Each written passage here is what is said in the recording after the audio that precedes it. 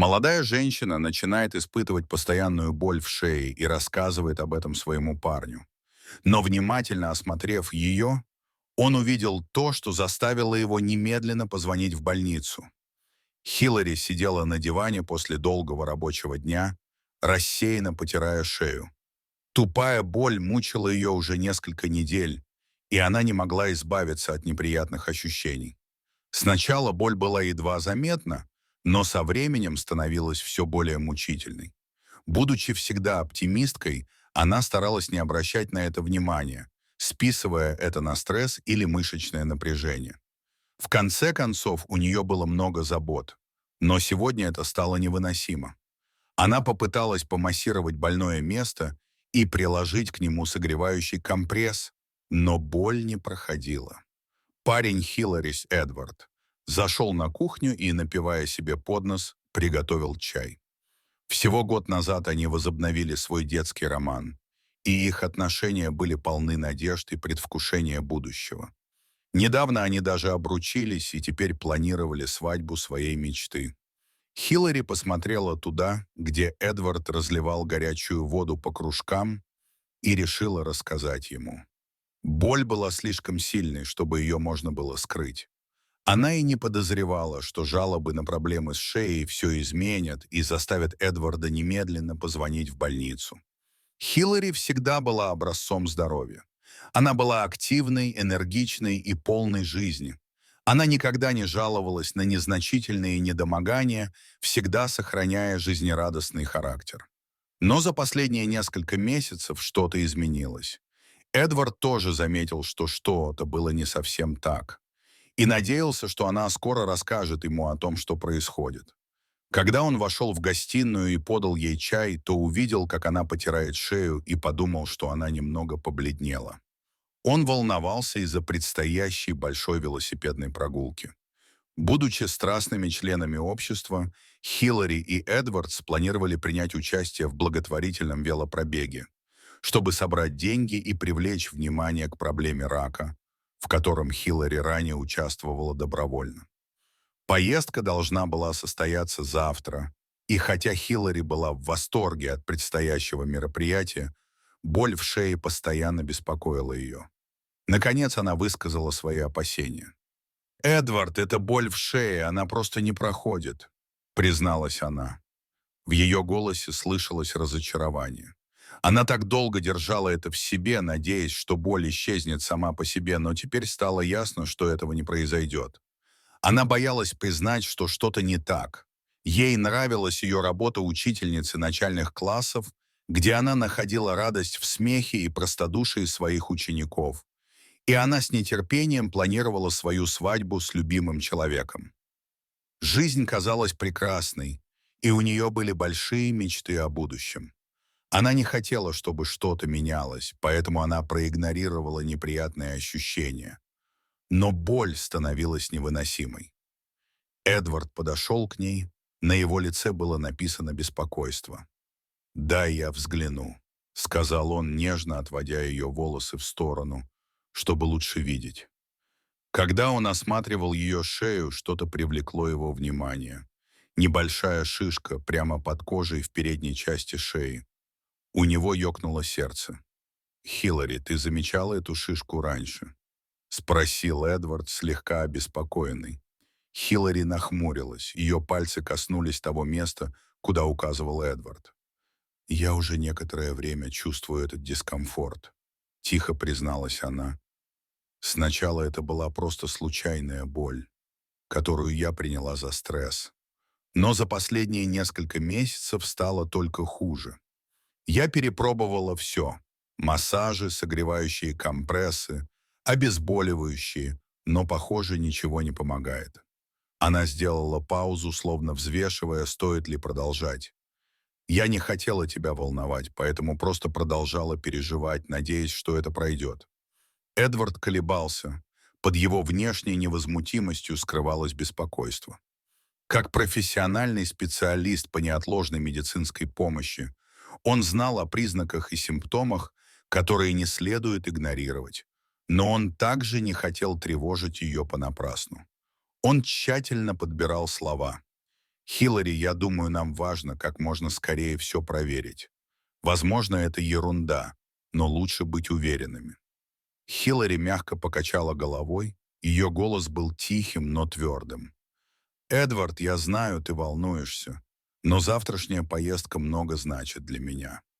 Давай не будем сейчас поднимать шум из-за этого.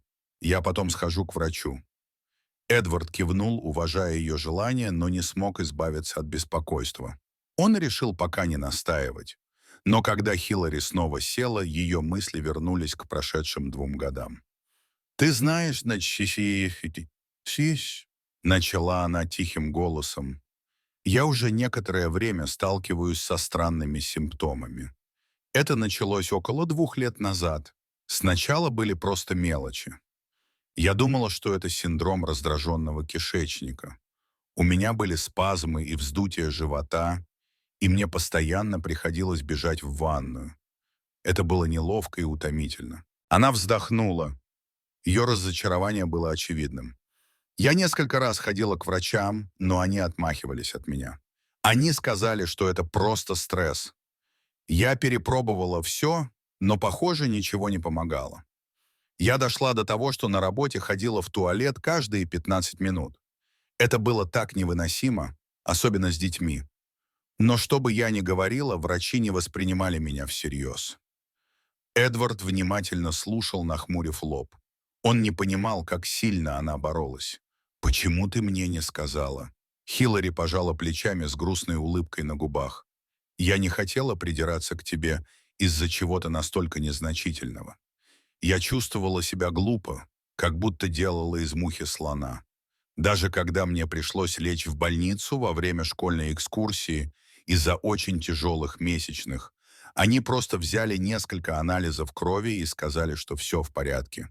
Я начала думать, что, возможно, мне это просто показалось». Эдвард нахмурился еще сильнее, слушая рассказ Хиллари о ее переживаниях. Он не мог поверить, что она со многим справлялась в одиночку. «Любимая, я знаю, тебе и раньше приходилось сталкиваться с врачами», сказал Эдвард мягким, но настойчивым голосом. «Но сейчас все по-другому. Я не хочу тебя пугать, но я действительно думаю, что мы должны отнестись к этому серьезно». Хиллари посмотрела Эдварду в глаза и увидела беспокойство, отразившееся на его лице. Она знала, что он прав, но мысль о том, что она пропустит благотворительный забег, была невыносима. «Я понимаю, но завтрашняя поездка важна для меня. Это последнее, что я сделаю в одиночку до того, как мы поженимся. Я просто хочу еще немного побыть собой. Понимаешь?» — сказала Хиллари. Эдвард кивнул, понимая важность поездки для нее. Но его грызло беспокойство, настойчивое и непреклонное. Он не хотел давить на нее, но мучительное чувство, что что-то не так, не давало ему покоя. «Хорошо», — сказал Эдвард, пытаясь скрыть свое беспокойство за ободряющей улыбкой. «Но обещай мне, что если завтра что-то будет не так, мы без колебаний остановимся и позовем на помощь». Хиллари улыбнулась в ответ, оценив его понимание. В тот вечер, когда они готовились ко сну, Эдвард не смог удержаться и снова взглянул на шишку у нее на шее. Она была маленькой, едва заметной, но для него это было похоже на бомбу замедленного действия. Он долго лежал без сна после того, как Хиллари заснула, и в его голове проносились мысли о том, что могло пойти не так. На следующее утро, когда солнце показалось из-за горизонта, Хиллари и Эдвард приготовились к благотворительной поездке. Девушка, обычно яркая и энергичная, казалась необычно подавленной. Ее лицо было бледнее обычного, а усталость в глазах невозможно было не заметить. Она двигалась медленнее, явно испытывая дискомфорт, и при каждом повороте шеи, казалось, морщилась от боли. Беспокойство Эдварда росло с каждой минутой. Наконец, не в силах избавиться от ощущения, что что-то не так, он подошел к Хиллари, которая поправляла шлем. «Любимая, мне нужно еще раз осмотреть твою шею», сказал он, стараясь, чтобы его голос звучал ровно. Она вздохнула, но на этот раз не сопротивлялась. Она наклонила голову для тщательного осмотра. Шишка у нее на шее, казалось, выросла за ночь, а кожа покраснела, как будто у нее был жар. Его беспокойство быстро переросло в панику.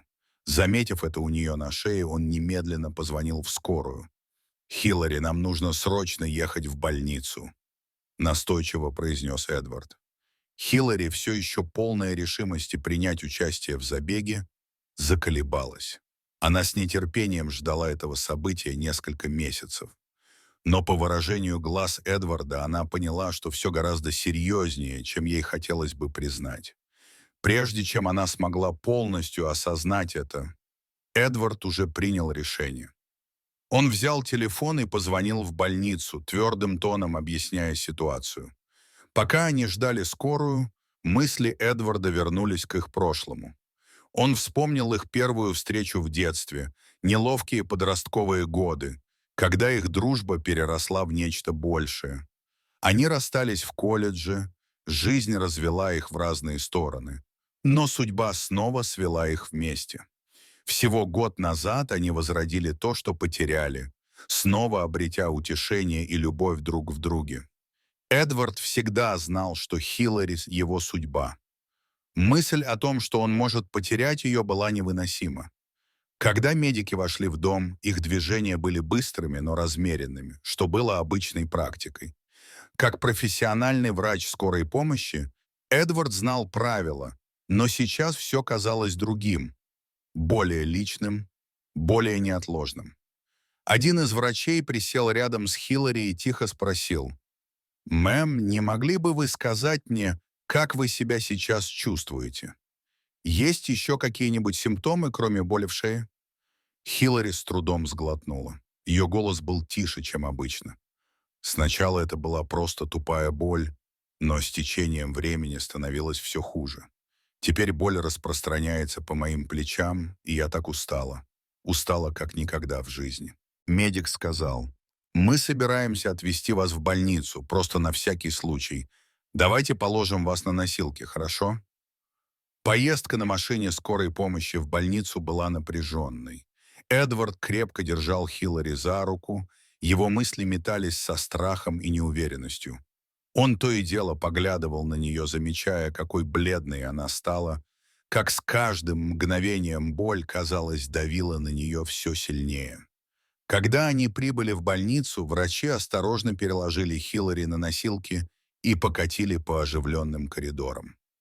Эдвард оставался рядом с ней, его сердце бешено колотилось, пока их везли в отделение неотложной помощи. Вскоре пришла медсестра, чтобы проведать Хиллари. Казалось, прошли часы, прежде чем врач наконец прибыл. Его лицо было серьезным, когда он просматривал первоначальные результаты обследования. Он внимательно слушал рассказ Хиллари о том, как внезапно выросла шишка и как боль стала невыносимой. Врач назначил ряд анализов, включая анализ крови и томографию, чтобы определить природу опухоли. Он говорил спокойно, но Эдвард чувствовал, что в его словах чувствуется срочность. Они оба знали, что время на исходе. Пока они ждали результатов, состояние Хиллари, казалось, ухудшилось. Усталость была невыносимой, а боль в шее распространилась дальше по позвоночнику. Эдвард едва мог сдержать свой страх, но оставался рядом с ней, стараясь утешить ее как только мог. Наконец доктор вернулся с результатами, и его лицо было еще более мрачным, чем раньше. Он сел рядом с Хиллари и Эдвардом и сделал глубокий вдох, прежде чем сообщить новость, которая навсегда изменит их жизни. «Хиллари, анализы подтвердили, что у тебя медулярный рак щитовидной железы», мягко сказал он, и в его голосе прозвучало сочувствие. Врач сообщил им, что медулярный рак щитовидной железы отличается от других видов рака. Это нейроэндокринная опухоль, что означает, что она возникает в клетках, которые функционируют подобно нервным клеткам, продуцирующим гормоны, объяснил он. Рак, вероятно, развивался годами, оставаясь незамеченным, пока не достиг стадии, на которой начал вызывать симптомы, которые испытывала Хиллари. Эти слова обрушились на них как волна. Хиллари почувствовала, что ее мир изменился, когда она осознала реальность диагноза. Эдвард крепче сжал ее руку. Его сердце разрывалось, когда он видел, как ее охватили шок и страх. Врач продолжил. «Нам нужно начать лечение немедленно. Это будет включать операцию по удалению щитовидной железы, за которой последует лучевая терапия и, возможно, химиотерапия. Нам также нужно будет внимательно следить за уровнем вашего кальцитонина, чтобы отслеживать прогрессирование рака». Когда Хиллари и Эдвард сидели в больничной палате, переваривая новости, они чувствовали, что их мир рухнул. Жизнь, которую они планировали вместе, будущее, о котором они мечтали, казалось, висело на волоске. Но даже перед лицом этого ужасного диагноза Хиллари оставалась удивительно сильной. «Я не позволю этому остановить меня», — сказала она Эдварду, и ее голос был полон решимости. «Нам есть ради чего жить, и я собираюсь бороться с этим изо всех сил». Эдвард сжал ее руку, его глаза наполнились слезами. Шли недели, и Хиллари начала свое лечение в больнице, где она когда-то работала волонтером. Сотрудники, которые знали ее как человека заботливого и преданного своему делу, теперь поддерживали ее всеми возможными способами. Они предлагали ей не только медицинскую помощь, но и эмоциональную поддержку, в которой она нуждалась. Знакомые лица и добрые слова медсестер и врачей помогали Хиллари и Эдварду пережить эти трудные времена. Состояние Хиллари было тяжелым. Прогноз был мрачным. Вероятность того, что она проживет следующие 5 лет, составляла 20%. Высокий уровень гормона кальцитонина, выделяемого из раковых клеток щитовидной железы, вызывал у нее серьезные проблемы с кишечником и сильную усталость. Уровень кальцитонина у нормального человека составляет менее 10, но у нее он был почти на уровне 12 тысяч. Так что неудивительно, что она испытывала такие серьезные симптомы. К сожалению, лечение ее состояния, включавшее химиотерапию и лучевую терапию, сопровождалось рядом сложностей. Самой тяжелой новостью для Хиллари стало то, что из-за лечения она никогда не сможет иметь детей. Несмотря ни на что, Хиллари была полна решимости не допустить, чтобы этот диагноз повлиял на нее. Она была борцом, и когда Эдвард был рядом, она была полна решимости максимально использовать свое время. Несмотря на боль и усталость, Хиллари оставалась оптимистичной и полной жизни. Ее любовь к Эдварду и желание прожить каждое мгновение на полную катушку придавали ей сил. Хиллари и Эдвард решили направить эти силы на благотворительность. Им всегда нравилось помогать другим, и теперь они сосредоточились на сборе денег для больницы, в которой лечилась Хиллари. Они запланировали поездку на велосипедах протяженностью 2000 миль. Утром в день поездки Хиллари и Эдвард были окружены доброжелателями. Семья, друзья и даже некоторые из учеников Хиллари пришли поддержать их. Хиллари, обычно застенчивая, была глубоко тронута таким потоком любви и поддержки. «Люди тратят так много лет своей жизни на то, чтобы быть несчастными», сказала она в интервью. «Завтра вас может сбить автобус. Жизнь так коротка, и мы полны решимости наслаждаться ею». Но как раз в тот момент, когда все, казалось, наладилось, произошел другой поворот. Во время планового обследования врачи обнаружили, что рак распространился дальше, чем они думали изначально. Это поразило ее позвоночник, легкие, печень и кости. Новость была ошеломляющей. Эдвард, который был рядом с ней на каждом шагу, был опустошен, но он не терял надежды. «Мы зашли так далеко, Хиллари», — сказал он. «Мы не сдадимся сейчас. Мы будем продолжать бороться и будем продолжать жить». И они боролись. Хиллари продолжила лечение, и они с Эдвардом продолжили свою благотворительную деятельность, привлекая внимание общественности и собирая средства на исследование рака. Они знали, что их время, проведенное вместе, может быть ограничено, но они были полны решимости использовать каждое мгновение. В конце концов, история Хиллари, Это история невероятной силы и стойкости. Несмотря ни на что, она не позволила своему диагнозу повлиять на нее. Они с Эдвардом вместе преодолевали трудности, проявляя любовь и решимость, доказывая, что даже в самые тяжелые времена всегда есть надежда. Дорогие зрители, а вы или ваши родственники когда-нибудь сталкивались с серьезными проблемами со здоровьем? Как вы справились с этим? Расскажите, пожалуйста, в комментариях. А если вам понравилось это видео, то ставьте лайк и подписывайтесь на наш канал. До свидания.